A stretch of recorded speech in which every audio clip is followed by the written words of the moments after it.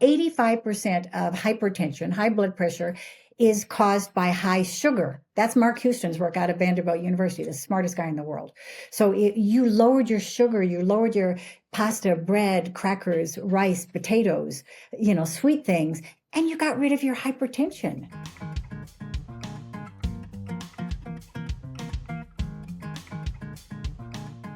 Hi, everybody. This is Diane Gilman, formerly known as the Queen of Genes, but now the proud host of my podcast, Too Young to Be Old, which also just coincidentally happens to be the title of my second book. And today we have someone who fits right into the Too Young to Be Old mold, Dr. Prudence Hall, OBGYN, with a philosophy of holistic aging and how to use functional medicine to really alleviate all the annoyance out of that transitional part of our lives known as menopause. And oh, by the way, as Dr. Hall says it, oh yeah, once you're in menopause for the rest of your life. So don't you want to know how to deal with it? Even for me in my 70s, if I could smooth out the rough edges of my health, I would do it in a heartbeat. So, Dr. Prudence Hall, and may I just call you Prudence? Absolutely. Perfect. So I want to know something. As many people as we interview and meet who are involved in dealing with menopause, I never heard, but fascinated by functional medicine. So let's start out with that, because I know that's a very important area for you. What is functional medicine? It is a science-based way of approaching health, and it's based really in studies and technology that we currently have in terms of analyzing our health. It was started by Jeff Bland, Dr. Jeff Bland, a brilliant doctor, and it looks at the core root causes of disease. For example, you have a tree, the leaves are starting to turn brown. In Western medicine, we kind of paint the leaves green, and we think that Yes, the problem. yes. I have a friend who, male, but getting into his 60s, 63, started to feel dizzy. Couldn't find anything wrong with him, and it got really worse and worse and worse. Couldn't take walks out in public because he would faint, just black out. And what do? They find only one thing wrong with him: high blood pressure, which could have been because he's freaking out sitting in a emergency room after passing out on a street in New York. And they say, oh, you have high blood pressure, and give him high blood pressure medicine, which isn't working. I'll tell you what the problem is for him, most likely. Oh my God, tell me, please. So men hit a certain age when they're stressed, it's very young. When they're just normal, have normal stress and sort of a normal, more sedate lifestyle, it's around 45 to 50, and their testosterone drops. And when their testosterone drops, up goes the blood pressure, up goes cardiovascular disease, up goes obesity, fatigue, and also kind of an irritability and a mental decline. Yeah. Functional medicine, do we want to say, we'll give him Lipitor for the cholesterol, that's a statin to lower the cholesterol. We'll give him a high blood pressure medicine. We're going to give him something like Ozempic to make him lose the weight. And oh, he needs an antidepressant. No, we go to the core root cause, which is testosterone deficiency. We give him testosterone deficiency. And I will tell you, based on years and years of experience, that all those symptoms disappear and actually decrease in terms of them arising. So he was treated with traditional medicine, one problem, one treatment. So yeah, and now he's saying that the high blood pressure makes him does not cut down on the dizziness, and those are the things. Yes. That really, now that to me is like male menopause. What you're talking about are those root hormones. So for women, it's estrogen. For men, it's testosterone. So I think functional medicine is almost going back in time to a time when medication was not so freely given out, and having a relationship with your doctor was much more personal. I have an arthritic knee. I go for the gel shot. And I swear to you, I sit in a room for an hour in a pair of paper shorts. She's great. I love her. But she comes running in, my doctor, and says, "Hi, Diane. I have 12 minutes.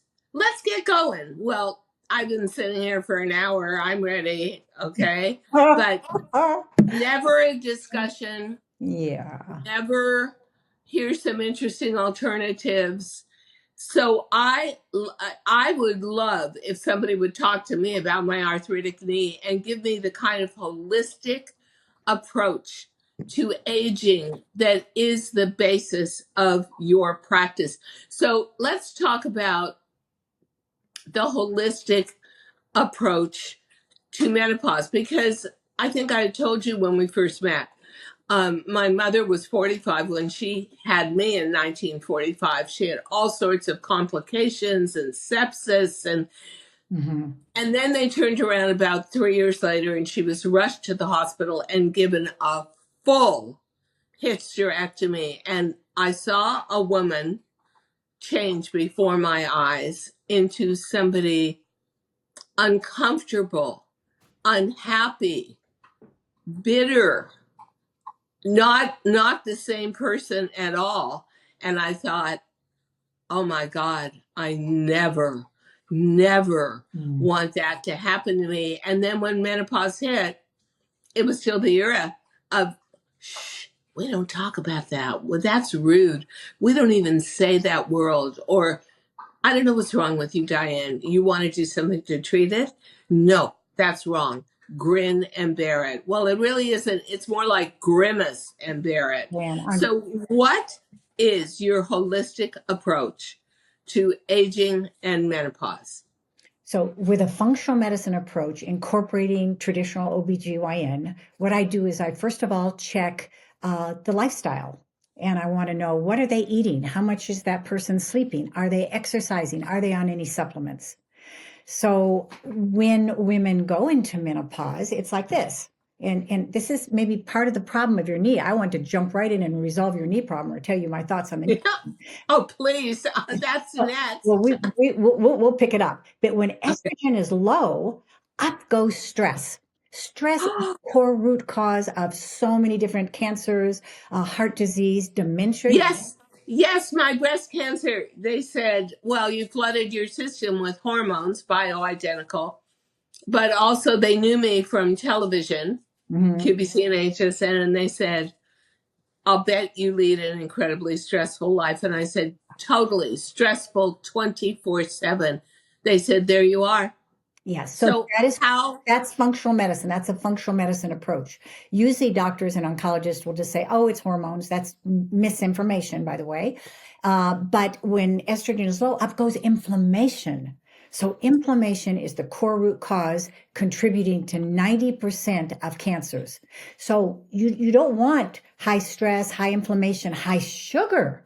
Oh, Diane, sugar causes so much inflammation. And oh, tell me about it. I'm on basically, and I don't really like sugar. I think if you have to choose, and it's always salt or sugar, I'm always going to go for salt. Even though I know it has to do with high blood pressure, I don't have it. So, good. If somebody comes to you and they say, I can't believe it, menopause just hit me like a ton of stones, do you have a holistic approach? What would it be, Dr. Hall? Okay, so I correct the lifestyle and intervene in a gentle way to start with, because most people that I see in menopause, and I've done this for four decades, Diane, they're too debilitated to say, oh yeah, I'm really going to exercise. They tell me I don't want to get off the couch. So okay, get some sleep. I give them melatonin, GABA, 5-HTP. I have a terrific product called Sweet Sleep that really helps. So I want them to sleep 8 hours, because that's when you detoxify. And so many women in menopause tell me their body hurts, their mind is foggy, and it's due to a lack of sleep and eating too much sugar and carbohydrates in the diet. not enough green. The diet that you want is an anti-inflammatory green diet, plant-based diet with some animal protein if you'd like, or some definitely plant protein. So those are two lifestyle interventions. And you want to try to go to sleep earlier. You want to sleep by 10:30. I do. Oh, And my sleep is so interrupted, but it's interrupted by the pain of my knee. I see. And Mhm. that, yeah, so I try and go to sleep 2 hours earlier because I know I'm going to be TikTok's best customer at about 2 a.m. Yeah. Okay. Yes, I think that's very common with menopause, and those symptoms continue. The second thing I do is I do blood tests to start with, and I analyze all the hormones, the thyroid, the pituitary, the ovarian, the adrenal stress hormones, and I correct them back to youthful levels because youthful levels creates youthful function. And I don't want to balance somebody to a 75-year-old. 75-year-olds are really frequently sick. They've developed the diseases that arise in menopause, and they don't feel so. Like what? What are diseases that arrive in menopause? Autoimmunity, arthritis, dementia, heart disease, hypertension, um, I would say severe depression, obesity. These are all ICD-9 codes that doctors check off, and they treat each of these things individually in women rather than saying, look, we don't want to paint the leaves green on the tree. We want to water and correct the roots of the tree. And if there are worms or whatever is there, we want to correct that. So by looking at all the hormones and replacing them to youthful levels, we have happy, youthful, sensual, But sexy women out there who are how smart. can I do that? I want I was diagnosed with breast cancer 2017, went through treatment 2018 into 2019, and they blamed it all on hormones and stress, but hormones. And therefore I was taking bioidentical, but I got off everything to. and was too scared to ever get back on it again. So this is very standard in the oncological world. They I'm want to sure. blame something. This is disinformation. It is not true. One of the great guys, I have this book behind me, so I pulled it out when I knew you were going to want to talk about that. This is a wonderful book written by one of my colleagues. He's a big breast cancer person, oncologist, and he wrote Estrogen Matters. And there are study after study in that book and widely available to women saying that estrogen is not the culprit. There was one study back in 2001 called the Women's Health Initiative where they used a synthetic progesterone, and that progesterone was the culprit for cancer and did increase breast cancer. Now, when they did that study 20 years later using only the estrogen, it was a crummy estrogen they have been using, Premarin, pregnant horse's urine. Sure. Breast cancer decreased compared to women who are on no hormones. So even with that non-biological hormone that doesn't do all the effects that bioidentical hormones do, breast cancer was still decreased significantly. And this But nobody operates on that. And they actually told me, and they were pretty upfront about it. First of all, I was upfront. I could not lead the lifestyle I was living, which was commuting back and forth to Europe, commuting to Canada, commuting to Florida, being up until 3 a.m., being back in makeup and in a studio again at 8 a.m., working all day. I couldn't do it without that hormone mixture, bioidentical hormones. It really helped me. So not only are you diagnosed with breast cancer, but then the elements of your life that were taken care of that you depended on through these hormones, that's all taken away from you as well. So my approach is I look and see how deep are they in menopause? What are the symptoms? What diseases are arising from menopause? All those diseases that I mentioned. And then I get an oncologist involved. And it's like, I'd like you to look at all the submarkers and markers and let me know whether it's safe to, prescribe estrogen, bioidentical hormones. And that's brilliant. Always Diane, 99% of the time, it's absolutely you can. And that's exactly what Avram Blooming says. He says that if his daughter had breast cancer or anyone has breast cancer, he would never deny them estrogen. So I have so many women who have had breast cancer successfully take bioidentical hormones without developing breast cancer. I have a little bit of breast cancer that occurs in the practice. Not much, much less than standard, which is 1 out of 7 in a woman's lifetime. So we have much less than that. We have something like 1 in 75 women, not 1 in 7 in their lifetime. So, they were pretty honest with me, and told me at the hospital that they practiced the golden rule, which was about 30 years old. And chemotherapy was 30 years old. oh, Their viewpoint about female hormones was also at least a quarter of a century old. And I guess because, and would you agree, the insurance companies are set up for that golden rule. They're very afraid not to follow it, yeah. especially in a huge hospital system. But it was no discussion. And I heard again and again, you gave yourself cancer, Diane. You took hormones way too long. That is Well, I mean, Diane, that is not true. It is wow. You've been wrongly accused, and I wish that we could redo that again. If you ever want to redo it again, we can look at this together. Estrogen, So you have to look at the benefits of estrogen. What's the benefit? It's going to tell me. prevent dementia. That's Dale Bredesen's work. He's a huge Alzheimer's disease researcher. He was the head of the UCLA dementia clinics. And he has personally told me, Prudence, you are giving women the opportunity to avoid neurodegenerative decline. And then you look at heart disease, the number one cause of death in women is a heart attack. And our incidence in 50 or 45, whenever we go into menopause, catches up with men's. So 50% of women will die of their first heart attack. So we have dementia we're going to prevent. Wow. Diane, in my practice of thousands of patients, I've cared for almost 40,000 patients over all these years. I have 4 women who have had a heart attack and 1 who's had a stroke. All 4 women are well and alive. I have bodies littering the stage from heart disease death. It is not happening because these hormones help to prevent the core root causes of most diseases of aging. When I started taking bioidentical, and actually, here's something you're going to appreciate, doctor. I hope so. I could not go to an OBGYN at the time. I'm 78 now, so let's say I was 42 when I was early, but I led such a high stress life.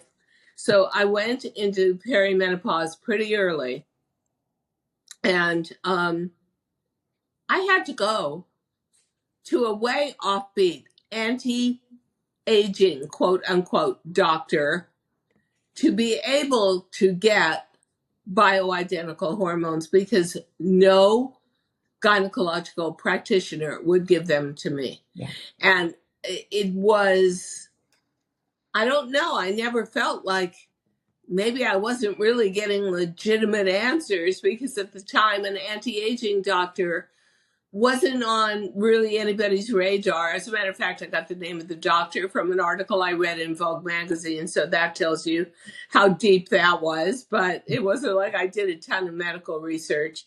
But I felt from the day I took bioidentical like the ticking clock of life paused, stopped, readjusted itself, and started going back in time again. I felt so much better, so much more like the female me I knew. Yeah. And, I do want to tell you very honestly, and I live in New York City, and it's a very sophisticated city, and it has the best medical teams you can get. I don't have one friend, not one, over 55, certainly over 60, who is taking any hormone at all, or who has been advised that hormones would help their lives. And I honestly, I'm listening to you and I'm so frustrated, and I think this is so sad. Yeah. Why isn't this I mean, happening? look, for 40 years, Diane, I have been bringing the message out in terms of what are the benefits? Why might we want to actually examine this and see if we could benefit Yeah. from them? And the answer is that it has tipped now. There've been wonderful New York Times articles, wonderful studies out, books out touting bioidentical hormones. And it wasn't when you were getting treated, it wasn't at all mainstream. Oh, no, Pushing no. Oprah and Dr. Phil and all these in books and like you read in Vogue magazine from someone. And it has, Yeah. so I want women to, There's my depth of understanding. well, I think it's pretty good, Diane. You're a smart cookie. So, it is, I would say that bioidentical hormones have really come a long ways from where you came, back in Well, what do you mean by that? the, They are what they are. So in what way did they improve or get more sophisticated or even get more acceptable? well, compared to when you were 42.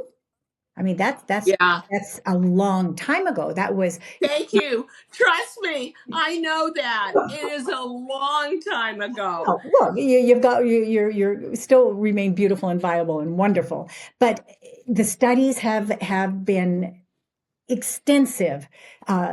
Thousands and hundreds of thousands of women have been studied. All the studies have been looked at, and the media is talking about it. If the media doesn't talk about something, it doesn't exist. Exactly. So now the Yes. media has picked it up, and I'm feeling pretty confident that women can now get a much, much better level of treatment. Still, there's resistance against breast cancer. And really, menopause, there's a huge surge of breast cancer in menopause. Why? Because the triggers of breast cancer arise in the beginning of menopause. So as soon as women go into menopause, without treatment, there's a big surge in breast cancer. So inflammation, high sugar, high stress, feeling tired and not being able to exercise. All of these are triggers for breast cancer. So, Look, I knew it was a huge key to take bioidentical hormones, and I took them forever.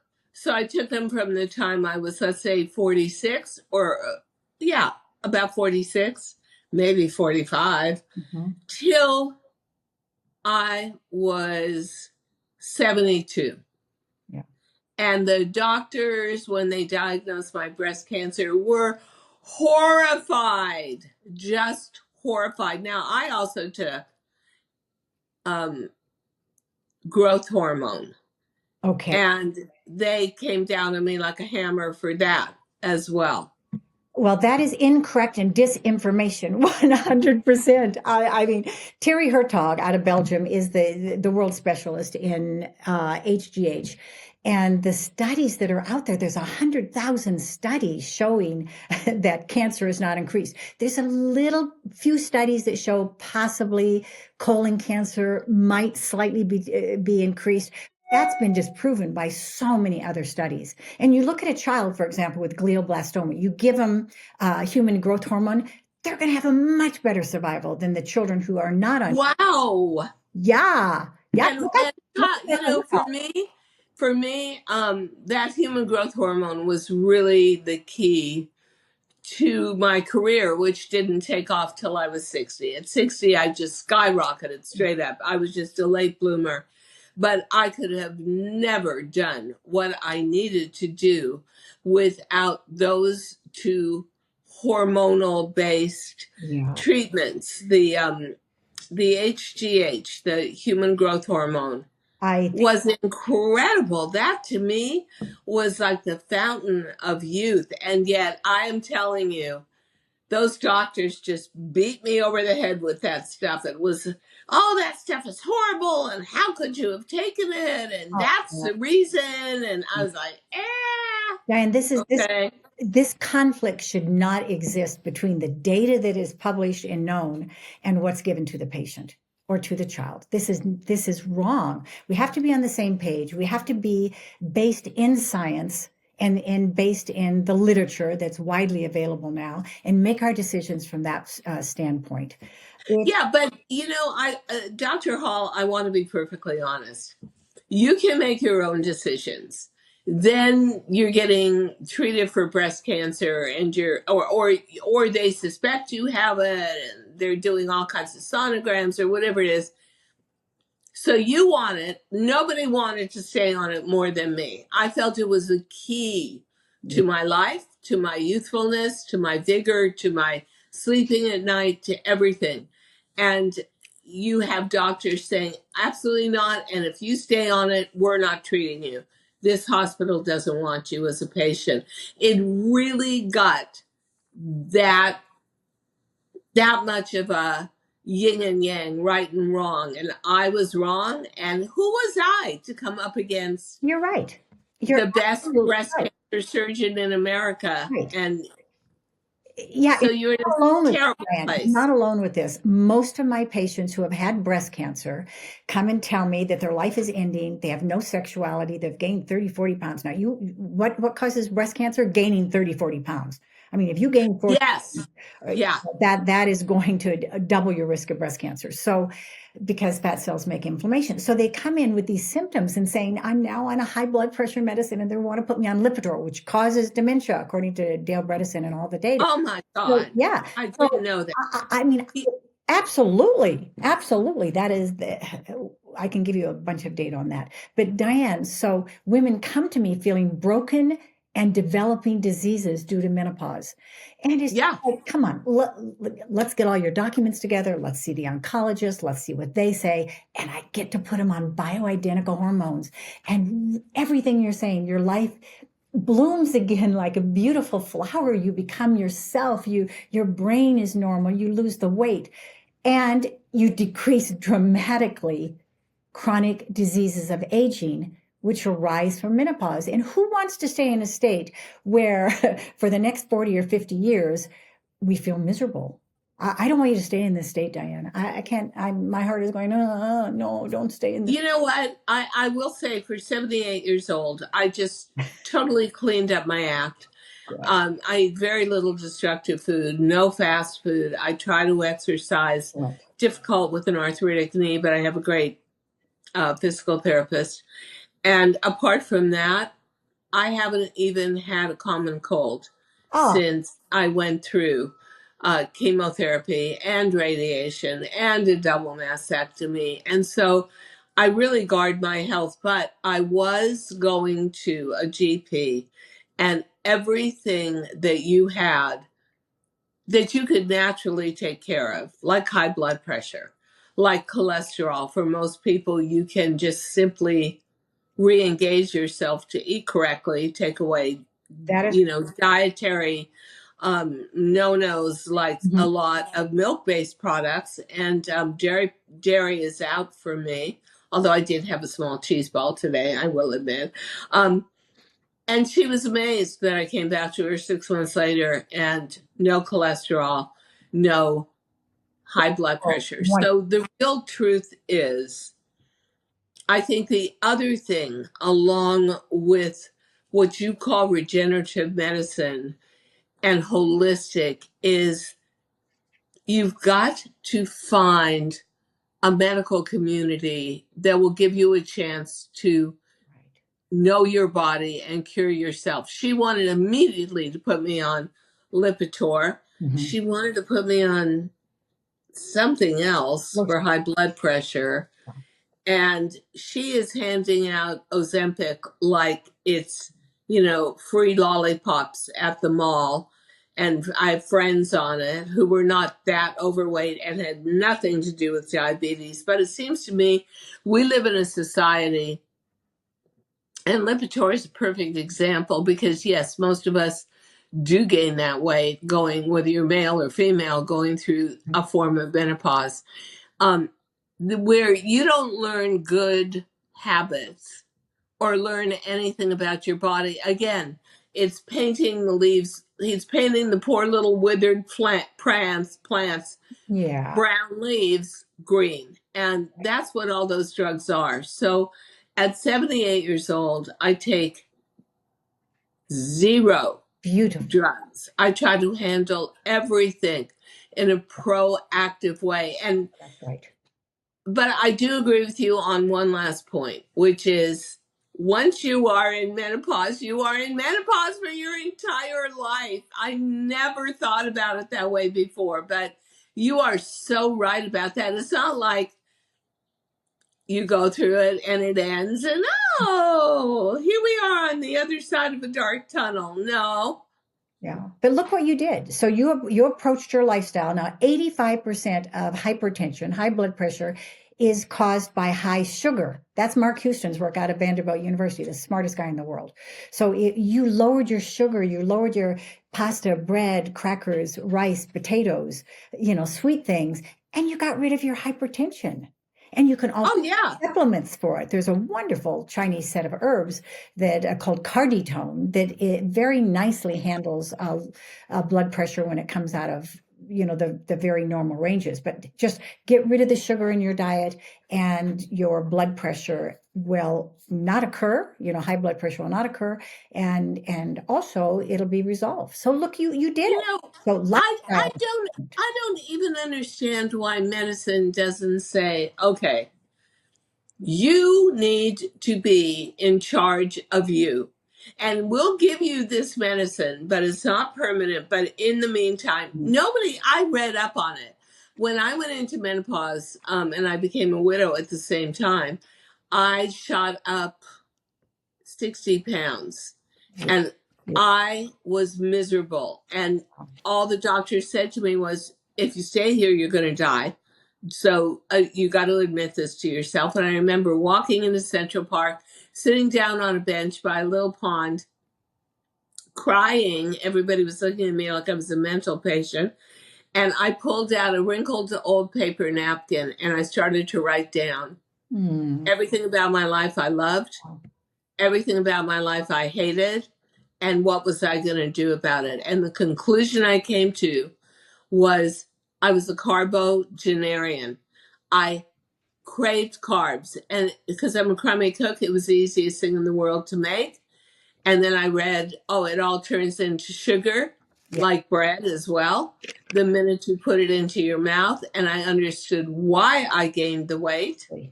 And therefore, I understood how to lose the weight. And then I found great alternatives like cauliflower linguine that tastes really good and you make in 3 minutes. So there, if there were more of you, Dr. Prudence Hall, that could marry with the doctors that create the golden rule that never seems to get updated, people would be a lot healthier and happier. Yeah, that is so true. Jeff Bland, who founded functional medicine, said that we are 25 years behind the data in terms of our practice. So we're I believe it. 25 years from data 25 years ago. And that, we were talking about misinformation.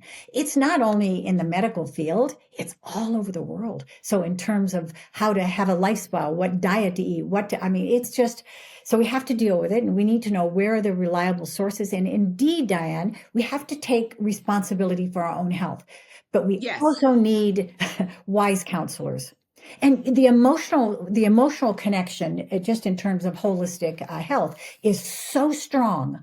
The thoughts become our actions, become our emotions, become our life. And that is so important that I have a top, I would call him a behavioral, professional, motivational coach in my practice to help deal with people who are at crossroads in their life. And I'm not performing in big companies. Oh my God, he's taken companies from $4 billion to $400 billion. So we can do that with our own life as long as we have people who know what to do and who have a reasonable approach to our health.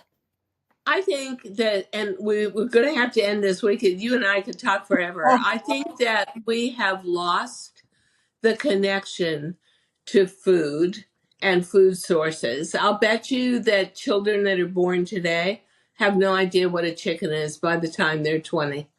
Yeah. You're used to getting nuggets. It's pre-packed, it's hot, it tastes tasty, it's got a lot of salt on it. And that's your idea of chicken, and you've never been to a farm, so you don't even know what the animal is.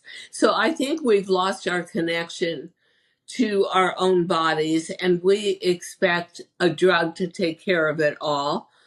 And we don't change our habits. And honestly, and I end on this note, the to me, one of the greatest threats of a drug like Lipitor, which of course is hand in hand with menopause because you do gain that weight, is you never learn good eating habits.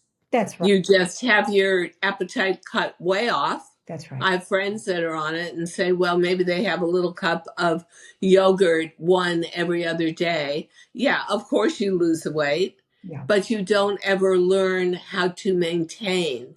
There is no proactive avenue through classic medicine. And so that's why we're so grateful to have you. Thank you, Diane. And there's so many more things that we could talk about at a later time, but the importance of the GI tract and the gut, the microbiome, that's one of the I would say the basic functions of integrated health and functional medicine. So correct what you can for ideal health.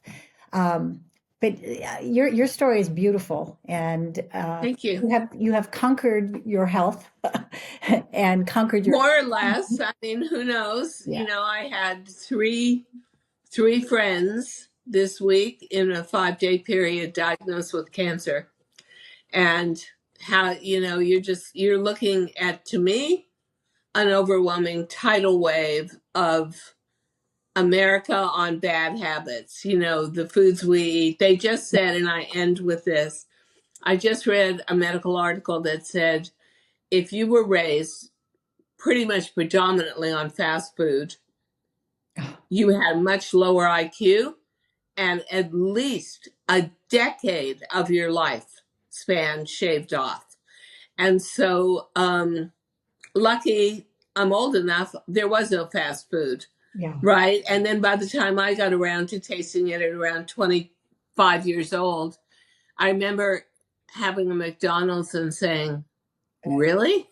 This is what people are so excited about? And made no sense to me at all. My taste buds were not attuned to it. But if you start at 3 or 4 years old with your kids, giving them all those chemicals and all those, I don't know, representations of live food, but it hasn't been alive for years. Yeah. I think you're going to develop a lot of health issues Oh, going into your 40s and your 50s. Heart disease by 14, 15, 16. That's what they're. Oh, really? Oh, absolutely.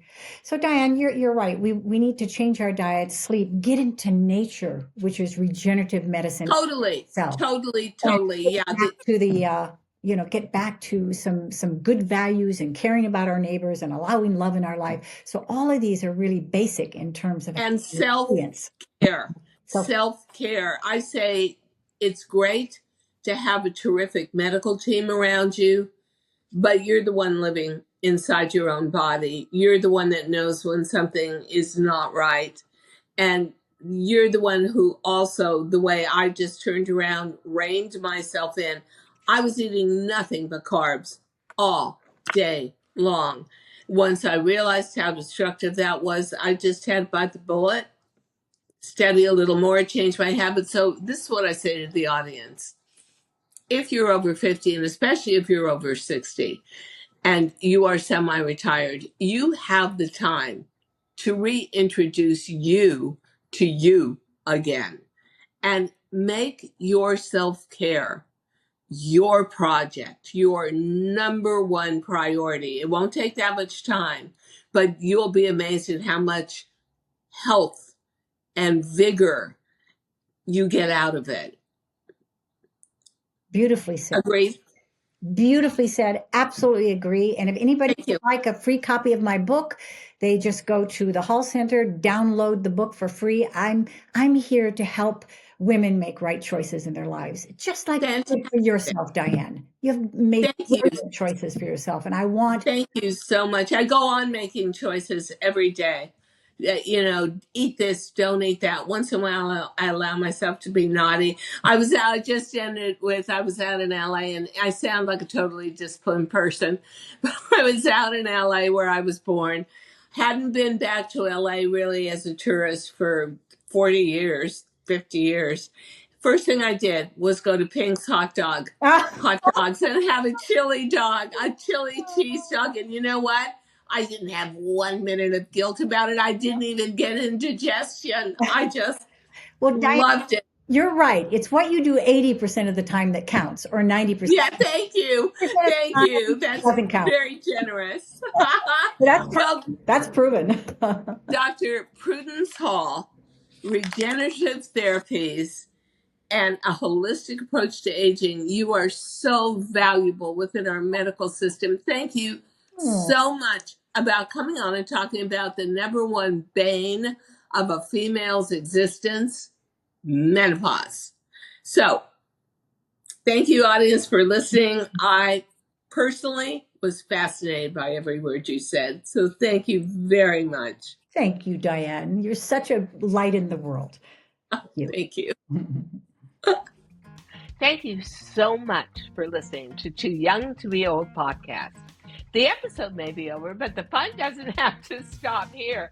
Find us on Facebook, Instagram, TikTok, and YouTube at The Diane Gilman, or visit our website, thedianegilman.com.